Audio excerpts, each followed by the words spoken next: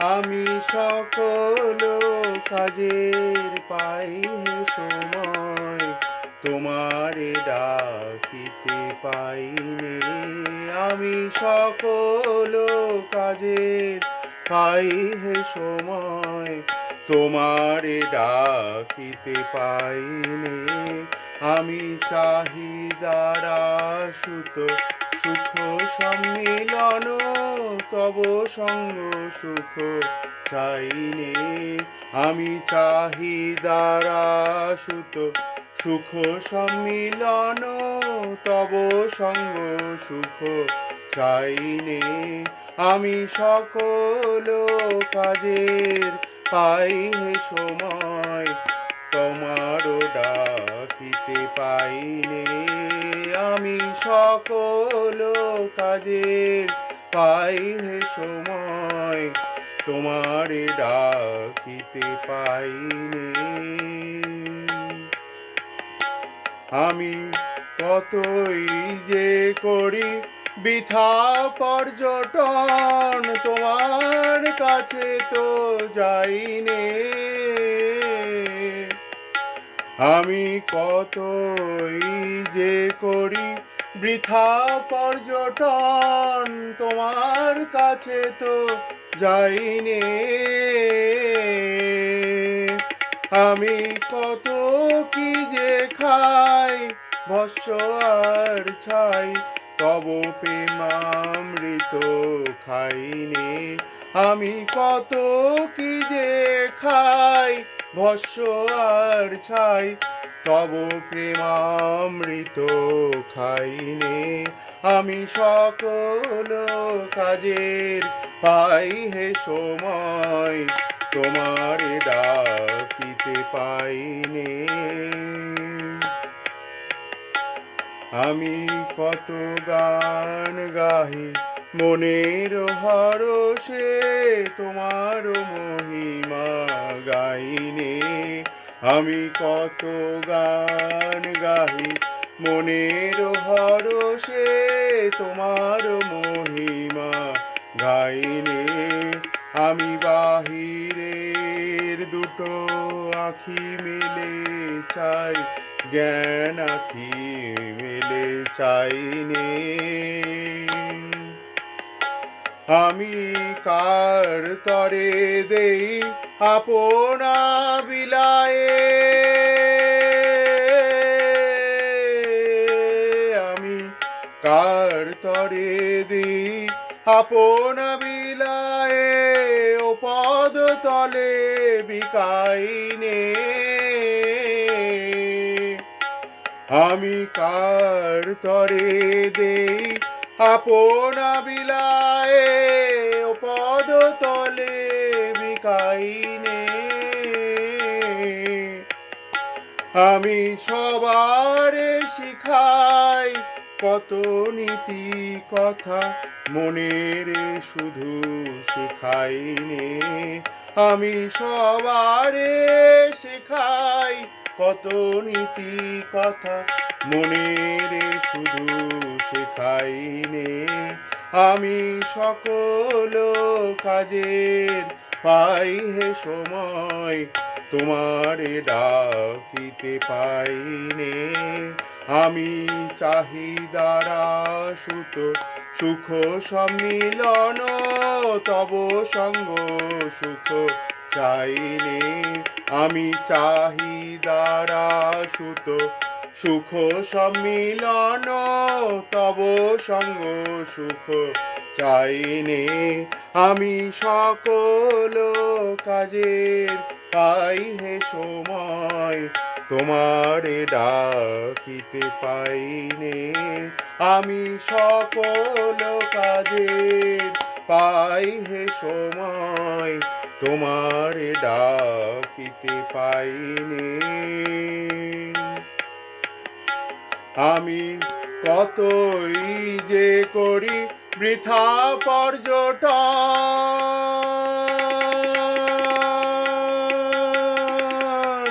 তোমার কাছে তো যাইনে। আমি কতই যে করি বৃথা পর্যটন তোমার কাছে তো যাইনে। আমি কত কি যে খাই ভস্য আর ছাই, তব প্রেমামৃত খাইনে। আমি কত কি যে খাই ভস্য আর ছাই, তব প্রেমামৃত খাইনে। আমি সকল কাজে পাই হে সময়, তোমারে ডাকিতে পাইনে। আমি কত গান গাহি মনের ভরসে, তোমার মহিমা গাইনে। আমি কত গান গাহি মনের ভরসে, তোমার মহিমা গাইনে। কত সুন্দর কথা রজনীকান্ত সেনের, এত সুন্দর কথা। সত্যি আমরা বাইরের জগতের সঙ্গে বেশি মিলিত হয়ে রয়েছি। আমরা সব কাজের জন্য সময় পাই, শুধু ভগবানকে ডাকার জন্য আমাদের কাছে কোনো সময় নেই। আমরা শুধু দারাসুত পরিজনের সঙ্গে দেখা হলেই প্রজল্প কথা বলি, ভগবানের জন্য আমাদের সময় নেই। আমরা উল্টোপাল্টা খাই, শুধু অন্য কিছু ভক্ষণ করি, প্রসাদ ভক্ষণে আমাদের রুচি নেই। আমরা সাধারণত ভগবানের কোনো গান গাই না, ভগবানের যে মহিমা কীর্তন সেগুলো আমাদের করা উচিত, সেগুলো আমরা করি না। আমাদের মহিমা কীর্তন করতে হবে। আর সকলকে নীতি কথা শেখানো বাদ দিয়ে নিজেকে আগে নীতি কথা শেখাতে হবে, নিজের জন্য নীতি নির্ধারণ করতে হবে, শুধু মনকে শেখাতে হবে। তাই আজ উপদেশামৃতে শ্রীল রূপ গোস্বামী 3 নম্বর শ্লোকে বলেছেন, উৎসাহান্নিশ্চয়ার্ধৈর্যাত্যাত্তৎ কর্ম প্রবর্তনাৎ সঙ্গত্যাগা শতবৃতে সারভীর্ভক্তি প্রসিদ্ধতি।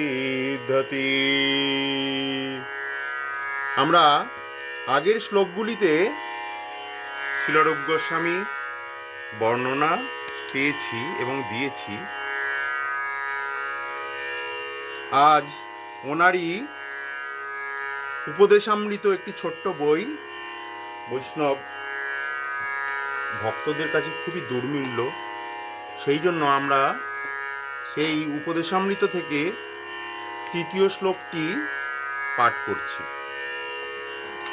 উৎসাহান্নিশ্চয়ার্ধৈর্যাত্যাত্তৎ কর্ম প্রবর্তনাৎ সঙ্গত্যাগাৎ শতবৃতেঃ সারভীর্ভক্তি প্রসিদ্ধতি। আবার একবার পাঠ করি। উৎসাহান্নিশ্চয়ার্ধৈর্যাত্যাত্তৎ কর্ম প্রবর্তনাৎ সঙ্গত্যাগাৎ শতবৃতে সারভীর্ভক্তি প্রসিদ্ধতি। শব্দার্থ: উৎসাহাৎ উৎসাহের দ্বারা, নিশ্চয়াৎ দৃঢ় বিশ্বাসের দ্বারা, ধৈর্যাৎ ধৈর্যের সঙ্গে, তৎ কর্ম ভক্তি যোগের অনুকূলের বিভিন্ন কর্মাদি, প্রবর্তনাৎ সম্প্রদান পূর্বক, সঙ্গত্যাগাৎ অভক্তের সঙ্গ ত্যাগের দ্বারা, শতঃ পূর্বতন মহান আচার্যবর্গের বৃত্তে পাদাঙ্ক অনুসরণ করে, সারভীর এই 6টি দ্বারা ভক্তি প্রসিদ্ধতি সিদ্ধি লাভ করেন। অনুবাদ: ভক্তিযোগের ভগবানের শ্রীপাদপদ্মে সেবা কার্য সম্পাদন করবার অনুকূলে 6টি প্রধান নিয়ম বা বিধি বর্তমান আছে, যথা সেবা কার্যে উৎসাহ, দৃঢ় বিশ্বাস বা সংকল্প, ধৈর্য ধারণ, নানাবিধা ভক্তির বিধি অনুসারে সেবা কার্য সম্পাদন, আসক্তি ও অসৎসঙ্গ ত্যাগ। পূর্বতন আচার্যবর্গের পাদাঙ্ক অনুসারে এই 6টি বিধি অনুসারে পারমার্থিক জীবনযাপন করলে ভক্তি যোগে অবশ্যই সিদ্ধি লাভ করা যাবে। রূপ গোস্বামী 3 নম্বর শ্লোকে আমাদের জন্য এইটি বলেছেন। তার শ্রীমুখ থেকে তার লিখিত এই 3 শ্লোক খুবই তাৎপর্যপূর্ণ। আমরা তাৎপর্যটা আরেকটু পাঠ করি। শ্রদ্ধা ভগবত ভক্তি তর্কপন্থা বা ভাব প্রবণতা দ্বারা লাভ করা যায় না। একমাত্র ভগবত সেবা বা ভজন দ্বারাই শ্রী ভগবানের চরণ লাভ করা যায়। শ্রীল রূপ গোস্বামী তাঁর ভক্তি রসামৃত সিন্ধু গ্রন্থে 1:11 শুদ্ধ ভক্তির নিম্নরূপ ব্যাখ্যা করেছেন। অন্যাভিলাষিতা শূন্যং জ্ঞানং কর্ম দ্বনাবৃতম আনুকূল্যেন কৃষ্ণানুশীলনং ভক্তিরুত্তমা। জ্ঞান, কর্ম আদি অন্য অভিলাষ সকল শূন্য হয়ে অনুকূলে শ্রীকৃষ্ণ অনুশীলনই উত্তম কৃষ্ণ ভক্তি। ভক্তি অনুশীলন সাপেক্ষ কৃষ্ণ অনুশীলন মানেই কৃষ্ণ কর্ম বা কৃষ্ণ সেবা। ভণ্ড যোগীদের অলস ধ্যান ধারণা দ্বারা ভগবত অনুশীলন হয় না। ধ্যান অভ্যাস করে ভগবত ভক্তি লাভ করা যায় না। অন্য কিছু লাভ হতে পারে, তবে জড় কর্ম জড় ভাবনা থেকে মুক্তির জন্য কখনো কখনো অবশ্য ধ্যান ধারণা শাস্ত্রে অনুমোদন করা হয়। ধ্যান মানেই সব রকম জড় কর্মের অবাসন। অন্তত সাময়িকভাবে তা সম্ভব, কিন্তু ভগবত ভজনে শুধু যে জড় কর্মের অবসান হয় তাই নয়, ভজনের সঙ্গে সঙ্গে জীবনও অর্থপূর্ণ শুদ্ধ ভক্তিময় ভগবত পরায়ণ হয়ে ওঠে। শ্রী প্রহ্লাদ মহারাজ উপদেশ দিয়েছেন, শ্রবণং কীর্তনং বিষ্ণু স্মরণং পাদসেবনম অর্চনং বন্দনং দাসং সাক্ষ্যমাত্মা নিবেদনম। প্রহ্লাদ মহারাজ উপদেশ দিয়েছেন। প্রহ্লাদ মহারাজ হিরণ্যকশিপুর বাবা যখন ব্রহ্ম সাধনার জন্য লীন হওয়ার আগের মুহূর্তে প্রহ্লাদকে শিক্ষা লাভের জন্য শুক্রাচার্য গুরুর যে 2 সুযোগ্য সন্তান ষণ্ড ও অমর্কের কাছে শিক্ষাদান হেতু প্রহ্লাদকে দিয়ে গিয়েছিলেন, যাতে উনি এত সুন্দর শিক্ষায় উনি যখন সিদ্ধি লাভ করে আসবেন, ব্রহ্মদেবের সিদ্ধি লাভ করে আসবেন, তখন যেন তার ছেলে, তার পুত্র শিক্ষায় পারদর্শী হয়। কারণ শুক্রাচার্য উনি গুরু মহারাজ, উনি সর্বত্র ওনাকে যেতে হওয়ার দরুন গুরু মহারাজের কাছে দেওয়ার থেকে উনি হয়তো শিক্ষাদান সবসময় করতে পারবেন না। সেই জন্য শুক্রাচার্য ওনার সুযোগ্য 2 সন্তান ষণ্ড অমর্কের কাছে প্রহ্লাদকে শিক্ষাদান হেতু অর্পণ করে গিয়েছিলেন। যখন উনি সিদ্ধি লাভ করে ফিরলেন, হিরণ্যকশিপু প্রহ্লাদকে জিজ্ঞাসা করলেন, বাবা, তোমার কাছে শিক্ষা বলতে তুমি কি বোঝো, বা তুমি এতদিনে কি শিখলে? বাবা এসে পড়া ধরছে, ছেলে কি শিখেছে সেইটা দেখার জন্য প্রহ্লাদ মহারাজ উপদেশ দিয়েছেন এবং বাবাকে প্রথম প্রহ্লাদ মহারাজের এই উক্তি, নববিধা ভক্তি মার্গের, যা বৈষ্ণবদের অবশ্যই পালনীয় কর্তব্য।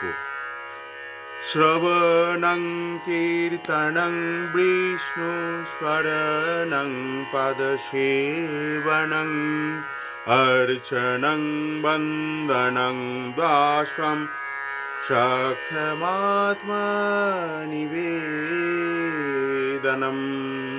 আবার পাঠ করি। প্রহ্লাদ মহারাজ, শ্রী প্রহ্লাদ মহারাজ উপদেশ দিয়েছেন, শ্রবণং কীর্তনং বিষ্ণু স্মরণং পদসেবনং অর্চনং বন্দনং দাস্যং সখমাত্মনিবেদনম।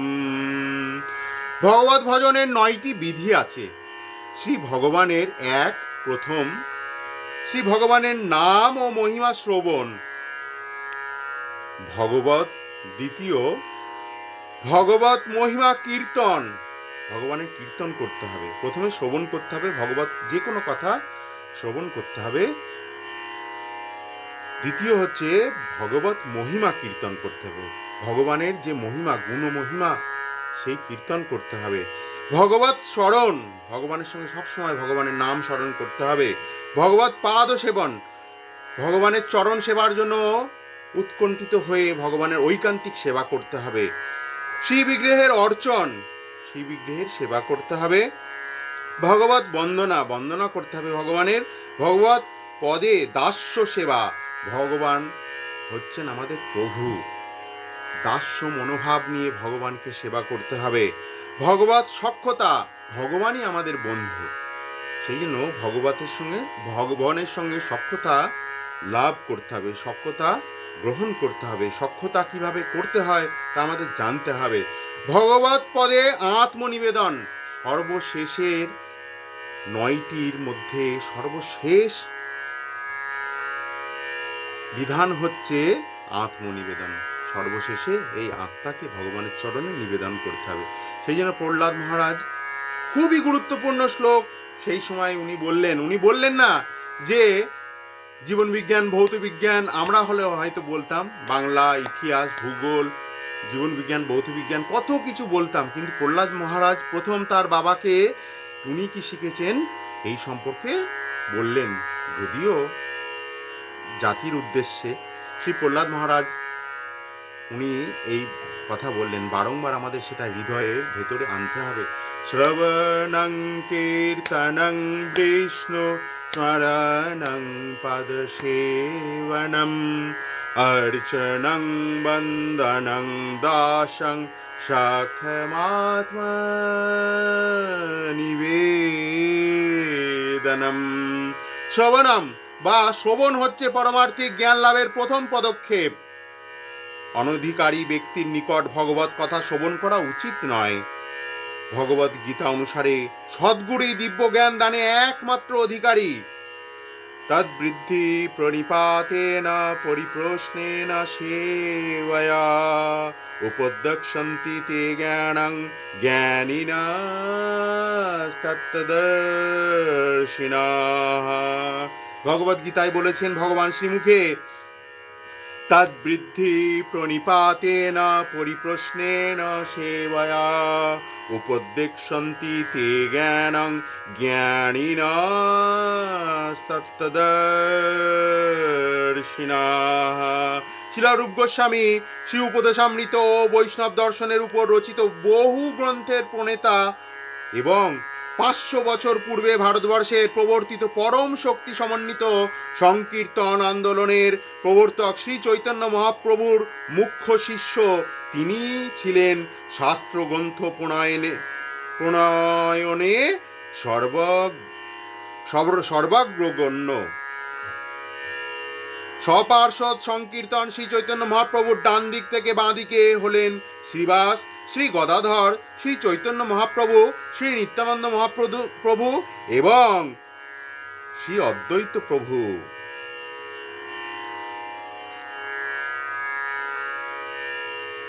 এই পার্ষদ শ্রী শ্রী রাধাকৃষ্ণের, পরমেশ্বর ভগবানের এবং নিত্য লীলা সঙ্গী বহুবিধ আনন্দ বৃন্দাবনের সমস্ত প্রিয় গোপিকাদের মধ্যে শ্রীমতী রাধারানী হচ্ছেন ভগবান শ্রীকৃষ্ণের প্রেমের পরম সম্পদ। তত্ত্বজ্ঞান লাভের জন্য সদ্গুরুর চরণ আশ্রয় লও, দিনভাবে তার সেবা করো। আত্মবিদ তত্ত্বদর্শী গুরুদেব অনুসন্ধিৎসু শিষ্যকে দিব্য জ্ঞান দান করতে পারেন। আবার মণ্ডুক উপনিষদে উল্লেখ আছে, তদ বিজ্ঞানার্থং স গুরুম এবাভিগচ্ছেৎ, অর্থাৎ দিব্যজ্ঞান লাভের জন্য বৈধ ও সদ্গুরুর চরণে আশ্রয় গ্রহণ করতে হবে। তাই আমরা দেখছি দিনভাবে শ্রী গুরুর সেবা করেই দিব্যজ্ঞান লাভ হয়। দিন মানে এখানে খুব নিচে নমনীয় হয়ে গুরুদেবের সেবা করতে হবে। জ্ঞান চর্চা ও বা তর্কপন্থায় তা হয় না। এই প্রসঙ্গে শ্রীমান মহাপ্রভু শিলরূপ গোস্বামীকে বলেছেন, ব্রহ্মাণ্ড ভ্রমিতে কোনো ভাগ্যবান জীব গুরু কৃষ্ণ প্রসাদে পায় ভক্তিলতা বীজ। চৈতন্য চরিতামৃতের মধ্য 19:151 এই পর্বে চৈতন্য মহাপ্রভু শ্রীমুখে তা বলেছেন। শ্রীমান মহাপ্রভু শিলরূপ গোস্বামীকে বলেছেন, ব্রহ্মাণ্ড ভূমিতে কোনো ভাগ্যবান জীব গুরু কৃষ্ণ প্রসাদে পায় ভক্তিলতা বীজ। আমাদের ভেতরে যে ভক্তিলতার বীজ উৎপন্ন হয়েছে, সেই ভক্তিলতা বীজকে প্রসারিত করবার জন্য জীব মাত্রই স্বরূপত আনন্দময়, জীব মাত্রই স্বরূপত আনন্দময়। জড়সুখের জালে তারা আবদ্ধ থাকে, মায়া মুক্তির পথ তারা জানে না। তাই তারা দেহ থেকে দেহান্তরে, লোক থেকে লোকান্তরে তথা ব্রহ্মাণ্ডের সর্বত্র ঘুরে বেড়ায়। সৌভাগ্যক্রমে সে এক শুদ্ধ ভগবত ভক্তের সঙ্গ লাভ করে।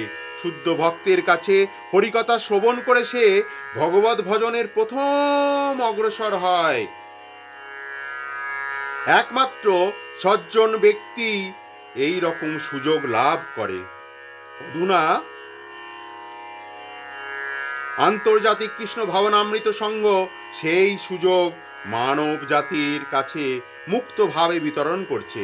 ভাগ্যক্রমে কেউ যদি এই সুযোগ গ্রহণ করে, ভগবত ভজনে রত হয়, তাহলে তার মুক্তির পথ তৎক্ষণাৎ উন্মুক্ত হবে। ভগবত দর্শন করতে হলে, বৈকুণ্ঠ লাভ করতে হলে এই সুযোগ গ্রহণ করতে হবে। উৎসাহের সঙ্গে ভগবত ভজন করতে হবে, ভগবানের সবসময় ভজন করতে হবে। যেখানে উৎসাহ সেখানেই সাফল্য, উৎসাহ থাকলেই সাফল্য আসবে জীবনের। সংসারের যে কোনো কর্মক্ষেত্রে সাফল্যের জন্য প্রয়োজন বিপুল উৎসাহ, প্রচুর উৎসাহ থাকতে হবে। ছাত্র, ব্যবসায়ী, শিল্পী যেই হোক না কেন, উৎসাহ ছাড়া কেউই জীবনে উন্নত করতে পারে না। সেই রকম ভগবত ভজনের চার অদম্য উৎসাহ। উৎসাহ মানেই কর্ম। কর্ম আর কার জন্য কর্ম? উত্তর হচ্ছে শ্রীকৃষ্ণার্থাখিল চেষ্টা। ভক্তি রসামৃত সিন্ধুতে বলা হয়েছে কৃষ্ণার্থাখিল চেষ্টা, অর্থাৎ প্রত্যেকেরই কর্ম করা উচিত শ্রীকৃষ্ণের জন্য। এইটি বলা আছে ভক্তি রসামৃত সিন্ধুতে। ভক্তিযোগ সাফল্যের লাভের জন্য জীবনের প্রতি ক্ষেত্রে সদ্গুরুর নির্দেশ অনুযায়ী ভগবত ভক্তগণের ভগবত সেবা করতে হবে। এর জন্য নিজ কর্মে শিথিলতা নিষ্প্রয়োজন। শ্রীকৃষ্ণ সর্বব্যাপ্ত, তাই ভগবত সেবায় সর্বব্যাপী হওয়া চাই। সবই শ্রীকৃষ্ণের আশ্রিত। ভগবান নিজেই শ্রী ভগবদ গীতায় 9 নম্বর অধ্যায়ে 4 নম্বর শ্লোকে তা ব্যক্ত করেছেন। মায়া ততমিদং সর্বং জগৎ অব্যক্ত মূর্তিনা মৎস্থানি সর্বভূতানি ন চাহং তেষবস্থিতাঃ। আমি অব্যক্ত মূর্তিতে সমগ্র জগতে ব্যাপ্ত, সমস্ত জীবকুল আমাতে অবস্থিত, কিন্তু আমি তাদের ভিতর অবস্থিত নই। ভগবান কত কত সুন্দর বলেছেন, আমি অব্যক্ত মূর্তিতে সমগ্র জগতে ব্যাপ্ত। অব্যক্তভাবে ভগবান ব্যাপ্ত হয়ে রয়েছেন। সমস্ত জীবকুল আমাতে অবস্থিত, সমস্ত যা জীবকুল রয়েছে সব আমাতে অবস্থিত। কিন্তু আমি তাদের ভিতর অবস্থিত নই। ভগবান তাদের ভিতরে অবস্থিত নয়। সদ্গুরুর আদেশে কৃষ্ণ সেবার অনুকূলে সব কাজ করতে হবে, এটি উদাহরণ দিচ্ছি। এখন আমরা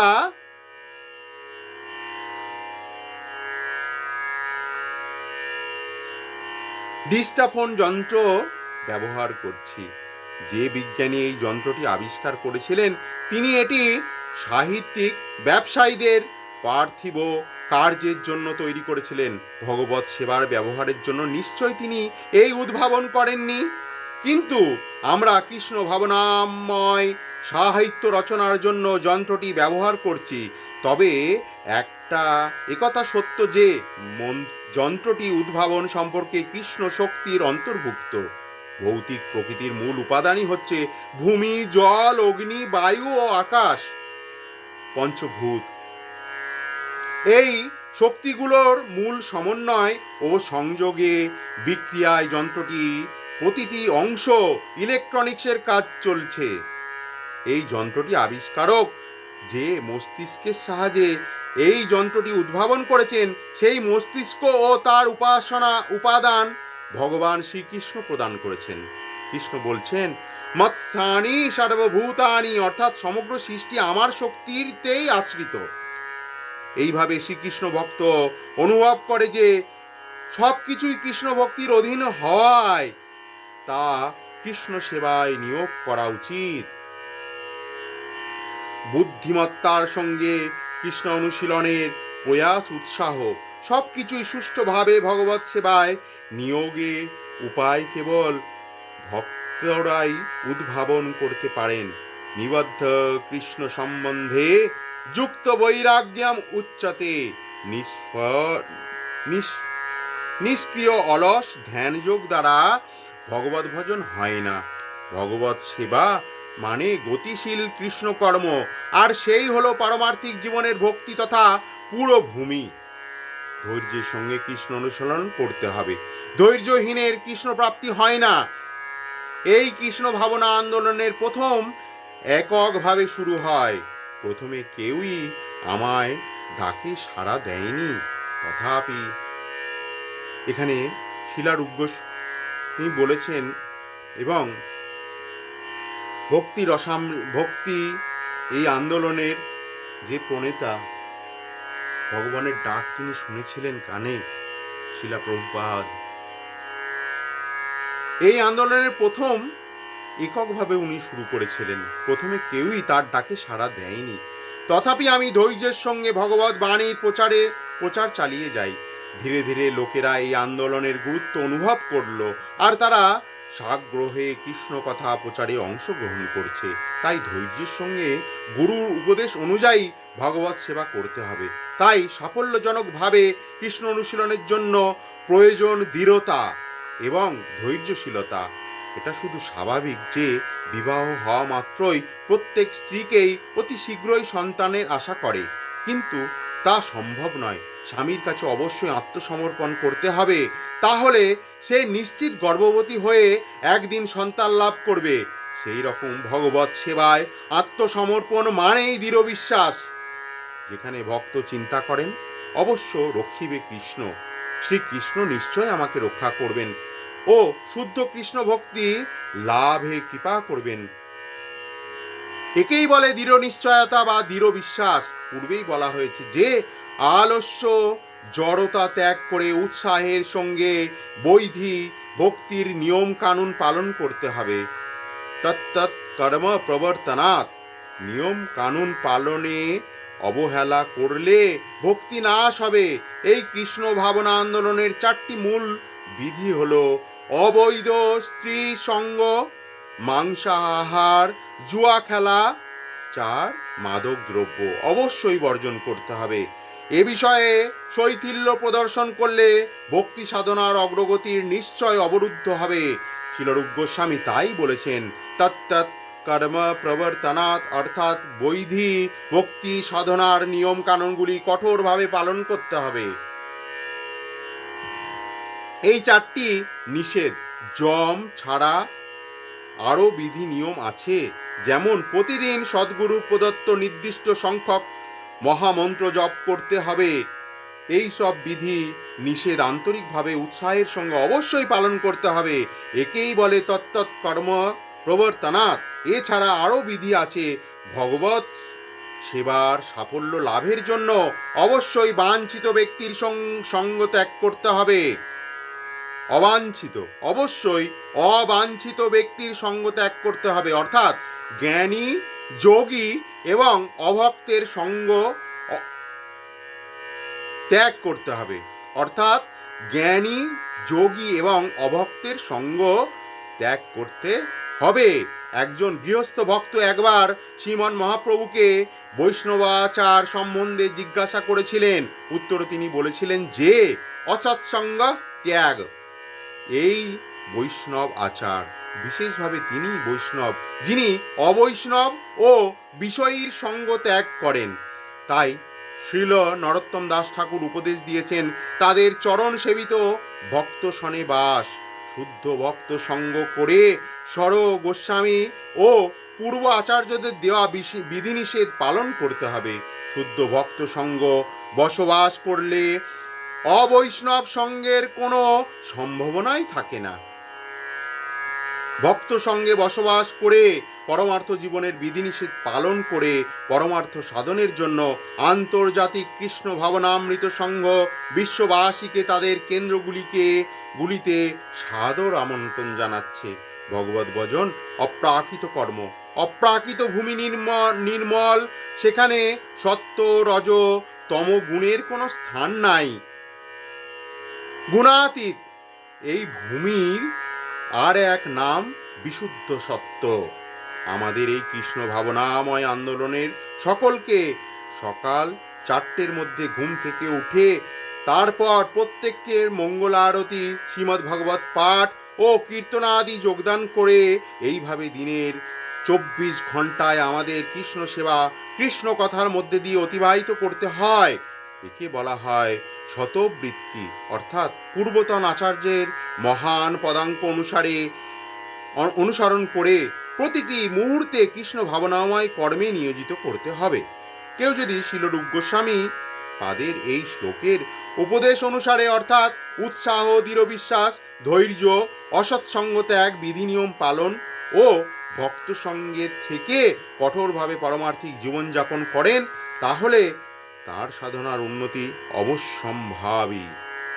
এই প্রসঙ্গে শিলা ভক্তি সিদ্ধান্ত ঠাকুর বলেছেন, তর্কপন্থায় জ্ঞান চর্চা, কর্মকাণ্ড দ্বারা বৈষয়িক উন্নতি ও যোগ সিদ্ধি কামনাদি সবই শুদ্ধ হরিভক্তি লাভের অন্তরায়। তাই এই সব অনিত্য কর্মে সম্পূর্ণ উদাসীন হয়ে বৈদি ভক্তির অনুশীলনের যত্নশীল হতে হবে। শ্রীমদ্ ভগবদ গীতা অনুসারে या निशा सर्वभूतानां तस्या जागर्ति संयमे, यस्यां जागर्ति भूतानि सा निशा पश्यतो मुनेः। শ্রী ভগবান শ্রীমুখে বলেছেন, ইয়া নিশা সর্বভূতানাং তস্যাং জাগর্তি সংযমে, যস্যাং জাগর্তি ভূতানি সা নিশা পশ্যতো মুনেঃ। সমস্ত জীবের পক্ষে যা রাত্রি স্বরূপ শ্রিতপজ্ঞ সেই রাত্রিতে জাগরিত থেকে আত্মবুদ্ধিনিষ্ঠ আনন্দকে সাক্ষাৎ অনুভব করেন। আর যখন সমস্ত জীবেরাই জেগে থাকে, স্থিতপজ্ঞ ব্যক্তি কাছে তা রাত্রিস্বরূপ। ভগবদ্গীতা 2 নম্বর অধ্যায়ে 69 নম্বর শ্লোকে বলেছে। কিন্তু যে ভগবত সেবা ছাড়া অন্য পথের অনুসরণ করার প্রয়াস করে, তার চিত্ত চাঞ্চল্য ব্যতীত অন্য কিছু লাভ হয় না। ভগবত সেবাই জীবের জীবন ও প্রাণ। ভগবত ভজনই জীবের লক্ষ্য, আর ভগবত ভজনের মাধ্যমে নিহিত আছে চূড়ান্ত সাফল্য। যারা এই বিশ্বাস সুদৃঢ় আছে, সেই নিশ্চিতভাবে উপলব্ধি করছে যে জ্ঞান, কর্ম ও যোগ পন্থায় লক্ষ্যে পৌঁছানো যাবে না, কারণ ভগবত ভক্তির কোনো সন্ধানই তাদের জানা নেই। শ্রীমদ্ ভগবতের 7ম স্কন্ধে বর্ণিত আছে যে এই বিষয়ে নিশ্চিত হতে হবে যে ভগবত ভক্তিহীন কঠোর তপস্যায় যারা রত, সে যে উদ্দেশ্যেই তার তপস্যা করুক না কেন, তবে শুদ্ধ চিত্ত শুদ্ধ নয়, তাদের চিত্ত কখনোই শুদ্ধ নয়। সপ্তম স্কন্ধে আরও লেখা আছে যে জ্ঞানী কর্মীরা কৃচ্ছ সাধনা ও কঠোর তপস্যা করলেও শ্রী ভগবানের চরণ সেবা না করায় তাদের পতন অবশ্যম্ভাবী। কিন্তু ভগবত ভক্তের পতন নাই, ভগবত ভক্তের কখনো পতন হয় না। শ্রী ভগবত গীতায় 9 নম্বর অধ্যায় 31 নম্বর শ্লোকে অর্জুনকে দৃঢ়ভাবে বলেছেন, হে অর্জুন, উচ্চস্বরে ঘোষণা করো যে আমার ভক্তের বিনাশ নেই। অতএব কৃষ্ণ ভক্তের কখনো বিনাশ হয় না। কৌন্তেয় প্রীতি জানাহি নমে ভক্ত প্রণশ্যতি। আবার শ্রীমদ্ ভগবত গীতায় ভগবান শ্রীমুখে বলেছে, নেহাভিক্রমণা সহস্তে প্রত্যবায় ন বিদ্যতে স্বল্পমপ্যস্য ধর্মস্য ত্রায়তে মহতো ভয়াৎ। ভগবত ভজনের ক্ষয় বা ব্যয় নেই। সামান্য মাত্র ভগবত ভজনেও মহাভয় থেকে রক্ষা পাওয়া যায়। ভগবদ্গীতা 2 নম্বর অধ্যায়ে 40 নম্বর শ্লোকে বলেছেন, ভগবত ভজন যেমন পবিত্র তেমনি পূর্ণাঙ্গ। তাই একবার ভজন শুরু করলে ভক্ত প্রতিদিন নিশ্চয় সবলে অন্তিম লক্ষ্যে অর্থাৎ ভগবান শ্রীকৃষ্ণের চরণে নিহিত হবে, এ বিষয়ে কোনো সন্দেহ নেই।